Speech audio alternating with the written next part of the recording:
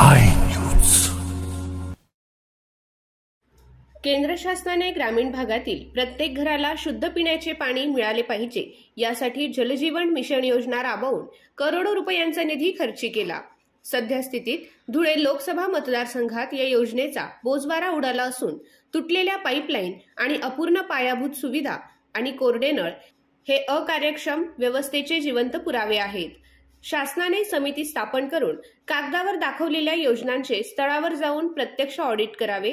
योजना न राबवता पैसा कुठे खर्च झाला याची माहिती लेखी स्वरूपात मिळावी अशी मागणी धुळे लोकसभा मतदारसंघाच्या खासदार डॉ. शोभाताई दिनेश बच्छाव यांनी संसदेत अधिवेशनात सभापतींकडे केली। हर घर नल हर घर जल योजना अर्थातच जल जीवन मिशन योजना ही भारत सरकारची महत्त्वपूर्ण योजना आहे। या योजनेची सुरुवात 2019 मध्ये झाली असून जल जीवन मिशन योजनेअंतर्गत प्रत्येक ग्रामीण कुटुंबाला 2024 पर्यंत नळाचे पाणी नियमितपणे उपलब्ध करून देणे बंधनकारक होते।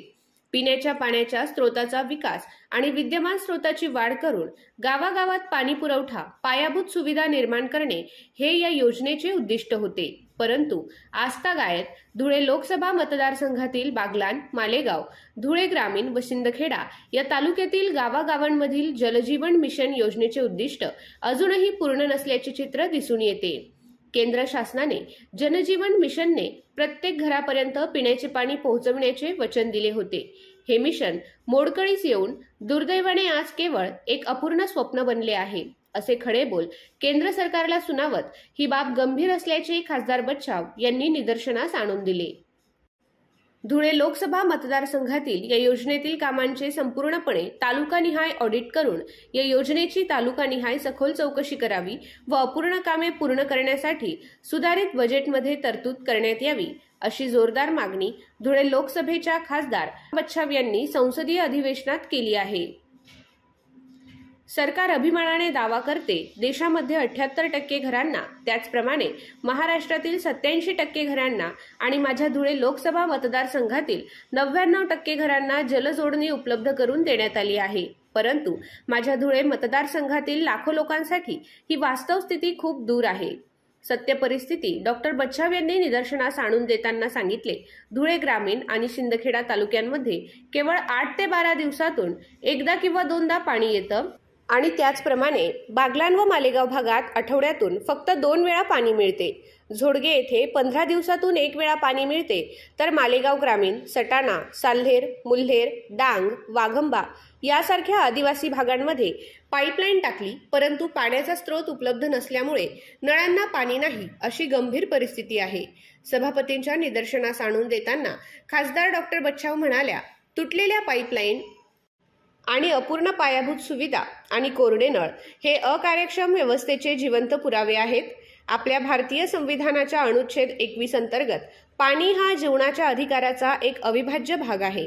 धुळे लोकसभा मतदारसंघातील 50% अपूर्ण कामे पूर्ण करून या योजनेचा लाभ ग्रामीण भागातील नागरिकांना, गरीब आदिवासी भागातील नागरिकांना मिळवून देण्यासाठी धुळे लोकसभा मतदारसंघातील या योजनेतील सर्व कामांची तालुकानिहाय सखोल ऑडिट करून योजनांना गती देऊन सुधारित बजेटमध्ये निधीची तरतूद करण्यात यावी अशी मागणी त्यांनी केली आहे। Doctor Bachhav Shobha. Yes, madam, your mic is on. Please speak. धन्यवाद अध्यक्ष महोदय, आपण मला बोलण्याची संधी दिली। मी आज माझ्या संसदीय क्षेत्र धुळे येथील जल संकटाच्या गंभीर समस्येकडे लक्ष वेधण्यासाठी उभे आहे। केंद्र शासनाने जल जीवन मिशन ने प्रत्येक घरापर्यंत पिण्याचे पाणी पोहोचवण्याचं वचन दिलं होतं, हर घर नल हर घर जल। पण दुर्दैवाने हे मिशन आज केवळ एक अपूर्ण स्वप्न बनले आहे। सरकार अभिमानाने दावा करते की संपूर्ण देशामध्ये 78% घरांना, त्याचप्रमाणे महाराष्ट्रातील 87% घरांना आणि माझ्या धुळे क्षेत्रातील 99% घरांना जलजोडणी उपलब्ध करून देण्यात आले आहे। परंतु माझ्या क्षेत्रातील लाखो लोकांसाठी ही वास्तव स्थिती खूप दूर आहे। सत्य हे आहे की धुळे ग्रामीण आणि शिंदखेडा ग्रामीण भागांमध्ये केवळ 8 ते 12 दिवसातून एकदा किंवा दोनदा पाणी येतं आणि त्याचप्रमाणे बागलाण व मालेगाव भागात आठवड्यातून फक्त 2 वेळा पाणी पुरवठा केला जातो। त्याचप्रमाणे झोडगे येथे 15 दिवसातून एक वेळ आणि आदिवासी भागामध्ये डांग, साल्हेर, मुल्हेर, वाठोडा, वागंबा भागात पाईपलाईन टाकल्या आहेत, परंतु पाण्याचा सोर्स नसल्यामुळे नळांना पाणी नाही. ही खूप गंभीर परिस्थिती आहे. पाईपलाईन आहे तर टाकी नाही आणि टाकी आहे तर पाण्याचा सोर्स नाही. त्याच्यामुळे थेंबर देखील पाणी त्या ठिकाणी येत नाही. मला या ठिकाणी सांगावंसं वाटतं की तुटलेल्या पाईपलाईन, अपूर्ण पायाभूत सुविधा आणि कोरडे नळ हे अकार्यक्षम व्यवस्थेचे जिवंत पुरावे आहेत. मला आपल्या संविधानाच्या अनुच्छेद 21 अंतर्गत पाणी जीवनाच्या अधिकाराचा अविभाज्य भाग आहे. माननीय अध्यक्ष महोदय, मी आपल्या माध्यमातून सरकारला विनंती करते की या जलसंकटाच्या निवारणासाठी जलजीवन मिशनच्या कामांचे संपूर्णपणे ऑडिट करून चौकशी करावी व अपूर्ण कामे पूर्ण करण्यासाठी सुधारित कामांसाठी बजेट तरतूद करण्यात यावी. आणि जे काही अपूर्ण कामं राहिलेले आहेत अध्यक्ष महोदय, साधारणतः 50% अपूर्ण कामं ज्या जलजीवन मिशनच्या माध्यमातून राहिलेले आहे ते पूर्ण करण्यात यावं आणि या योजनेचा लाभ गरीब आदिवासी भागातील जे काही नागरिक आहेत त्यांना मिळवून देण्यात यावा. धन्यवाद अध्यक्ष महोदय. धन्यवाद.